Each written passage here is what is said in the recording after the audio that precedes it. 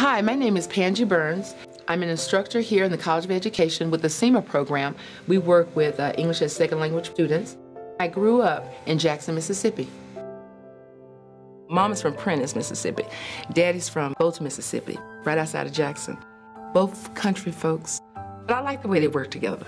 Mississippi, oh, it was, for me, everything was centered around my family. See, there were 7 of us, 4 girls, 3 boys. We didn't really know what was really happening.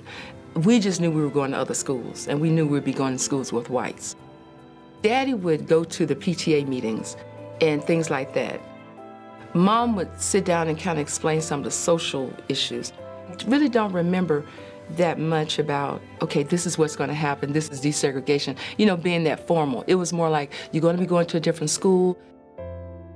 I lived in a black neighborhood, and they didn't really desegregate the neighborhood, even though they desegregated the schools. And so we went to different schools, but the neighborhood pretty much stayed black. And I really believe that desegregation, even in my not knowing, it set the stage for my being a part of social justice. When I first got involved with Upward Bound, it was somewhere, I think, around 95. And I needed a job, stay in school. And that's when Reg McGowan told me I could come work with his program. He said, think about everything it takes to get ready for college. That's what I need you to do. And I said, I can do that. Some of the students had never left the state of Kansas, which really surprised me. And some of them had never been on a college campus. My dad used to take me to Jackson State. He used to play ball on campus, and, you know, we'd just go. But when I realized they hadn't had that exposure, not familiar with going to college, and their parents are not familiar with it, you have to teach them all of that. Setting up support systems, getting them involved with the teachers at school. While we were educating the children, we made sure we educated the parents. And we had to look into their realities too, because some of our parents were working 2 jobs. They weren't always able to bring the children to the functions, so we had to make sure we had transportation provided. And the parents appreciated it. Some of them even went back to school, and we would help them.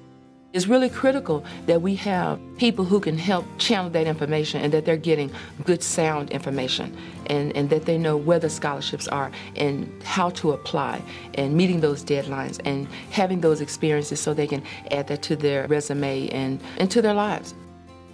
If you're not sure you want to go, give it a year. If you're not sure what you're going to do with your life, give college a year, because college will expose you to all kinds of experiences. And it's a time you can create a new you, try on some new hats, attitudes, until you find the one you like.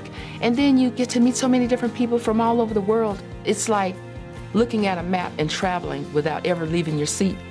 Social justice is trying to help a student, a child, an adult, have the most opportunities they can.